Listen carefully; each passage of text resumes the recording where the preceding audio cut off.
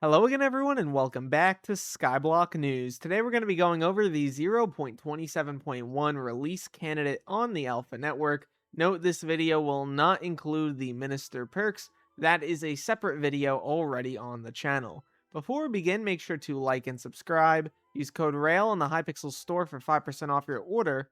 And without any further ado, let's get started.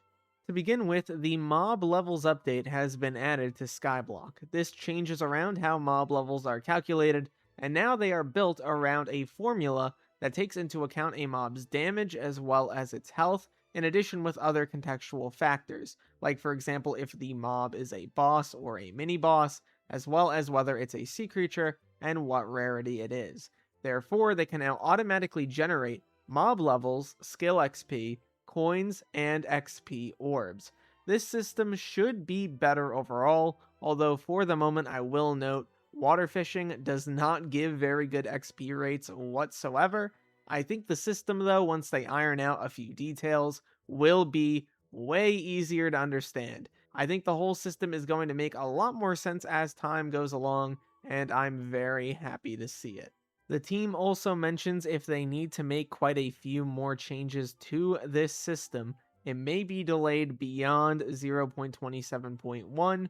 Honestly, I think the overall system is great, although some of the numbers, of course, do need to be tweaked, especially for fishing. From my understanding, pretty much everything else so far seems fine. Next, let's go over the changes to the Chocolate Factory. At Tier 5 or higher Chocolate Factory, you'll unlock the Rabbit Faction system, where you're able to select one of 4 different factions: the City Rabbits, the Mountain Rabbits, the Country Rabbits, and the Beach Rabbits. If you want to select, for example, the Mountain Rabbits, you pay 1,000,000,000 chocolate, and there we go. You start off at common level in your faction, and you can upgrade your faction level by spending additional chocolate. This will give you the ability to get the rabbits from this collection. Note that these rabbits are special. They're not rabbits that you just catch once and then instantly go into your collection. In fact, they are items that you actually pick up and you can sell them to other players. As you can see, there's a section in events. We have Hoppity's Hunt, and we have Faction Rabbits. The idea here is that if you join the Mountain group, you can buy and sell these rabbits on the bazaar, and you can pick up the ones from the other group so that you don't have to swap if you don't want to.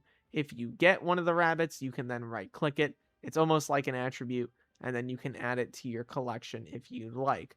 I actually quite like this system. As you can see, it only goes up to legendary rarity. There's no XP associated with this. It seems like it's just an extra fun way to expand on the rabbit system. Personally, I like it a lot. Each faction has 4 levels of dedication that you can level up using chocolate, and the higher level that you get, the higher the rarity of faction rabbits you can potentially find. There are 5 common, 4 uncommon, 3 rare, 2 epic, and 1 legendary chocolate rabbits for you to find in every single faction. Note that the faction rabbits are twice as rare as the chocolate rabbits of the same rarity. Next, we have to go over the Chocobit Tower. This is unlocked at Chocolate Factory Tier 6, which allows you to find special chocolate rabbits no one else in Skyblock can have at the same time. There are 33,333 Chocobits total, and they drop twice as frequently as mythic rabbits. They all add 0.2x to the multiplier of your chocolate factory. Note that these are not stored in your normal rabbit collection. They do not take up space. But there's a catch. You must pay 1,000,000 coins each Skyblock year per Chocobit you own, or else it'll be released back into the pool for anyone to potentially get. When a Chocobit gets released, they'll give you 2 Skyblock years worth of chocolate production that they would have made otherwise as a thank you. If you already have every divine rabbit, the pity for it will be replaced with a pity for Chocobits. There are a few other chocolate-related changes to go over. As you can see in the pity menu, they have doubled the drop rates of mythic and divine rabbits. So because of this, the pity has also been halved. It should be way easier to get your hands on both types. They've also added a new Chocobun shard that can be fused into with Bun Bun and any other crime family shard. This adds +1 level cap to Rabbit Bro, Cousin, and Sis per level. And as you can see, it's right here, the Rabbit Youth shard.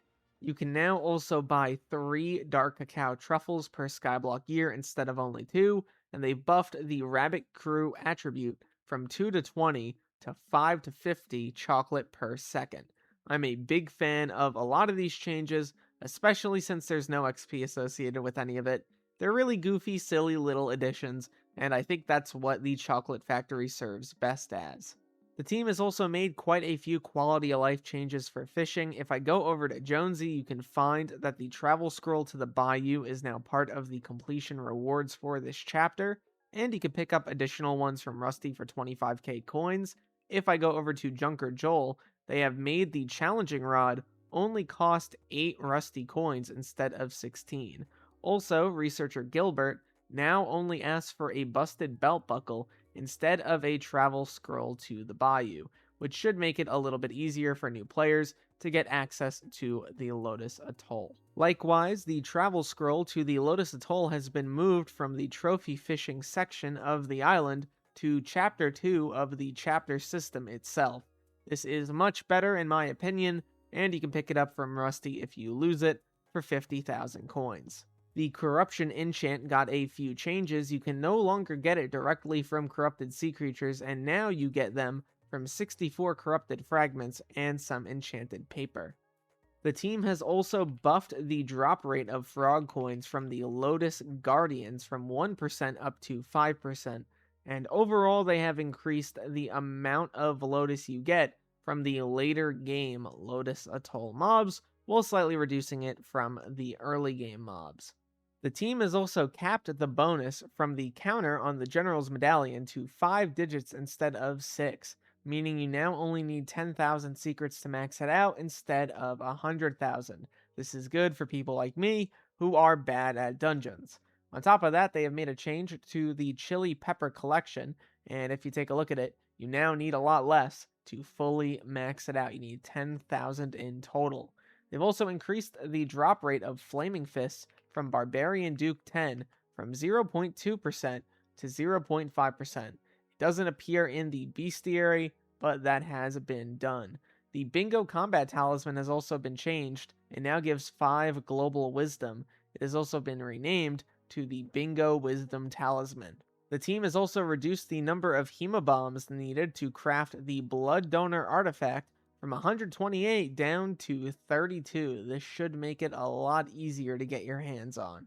You also need half as many nearly whole carrots for exportable carrots, so this should also become way easier for you to max out. The team has also tripled the drop rate of Rock the Fish from Dark Monoliths, and they've also rescaled the number of logs needed to max out the Absorb enchantment.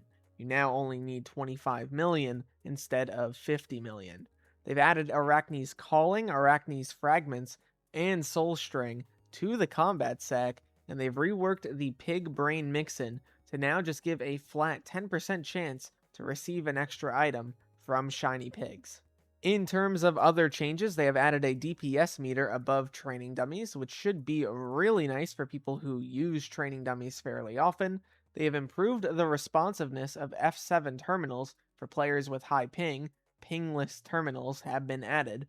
They've made a bunch of changes to arrow cost. The TLDR here is that they're going with more thematic items for the most part, as you can see.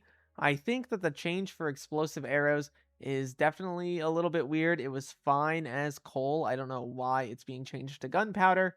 If they add a few more sources for gunpowder, it might be a little bit better. But aside from that, everything else here makes a lot of sense.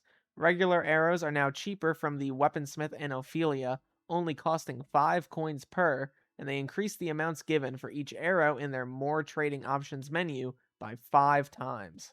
The team has also reduced the drop rate of Ananke feathers by 25% from Kudra. Kind of makes sense, they were affecting the economy quite a lot. Does seem logical they would get a nerf. They've added the greenhouse to the enchanted clock, and the coin cost for removing rod parts now scales with the rod parts rarity. So for common, it's 10k, going all the way up to 1,000,000 coins for Divine. Along with this change, many rod parts had their rarities changed. You can also no longer recombobulate rod parts as a result of this change. They've added text to the item lore of Flex Bones explaining where to obtain them. And on top of that, Mango Dye is now dropped from Tree Gifts. As you can see, it's a 1 in 100k from Helix Tree Gifts. The Manticore Claws got a bit of a buff. As you can see, they now have added 10 crit damage to the base stats. They've also changed out the bestiary entry for shiny pigs. It now shows the year of the pig loot. They've also added enchanted cooked pork chops as a rare drop from shiny pigs. That is kind of funny. They've also improved shift clicking items out of the crafting table and the brewing stand. Finally, we have some bug fixes, and the biggest things I see here are that the Tormentor ability has been resolved, and now it should work a little bit better instead of recalculating its damage for each chained mob. This should make your damage overall a lot more consistent. They've improved the brewing stand a little bit. They fixed the conjoined brood quite a few different ways, as you can see. They fixed pumpkin minions overproducing while offline, and they fixed players falling through farmland when jumping on it. Wrapping up here, I think this update as a whole, aside from the mob levels issues, is in a pretty good spot, all things considered. I really am a big fan of the Chocolate Factory changes. I never thought I would say something like that, but being able to participate if you want to, not having to worry as much about XP, doubling the rates of Divine and Mythic Rabbits, all of that is good in my book. Would love to hear what you think about this update down below. Leave all of your thoughts there, and look to the future, fellas. I'll see you then.